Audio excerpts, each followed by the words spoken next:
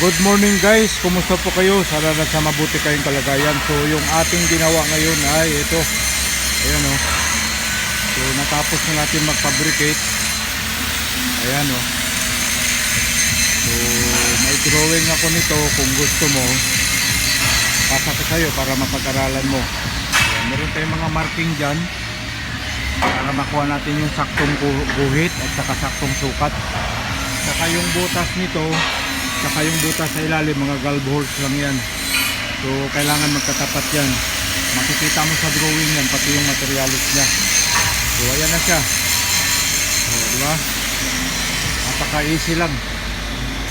Baka ano lang to, kasi naigawa na natin. Baka may idea na tayo. Eh kung wala ka pang idea, pag-aralan mo to, ipasa ko sa iyo yung drawing. Comment ka lang.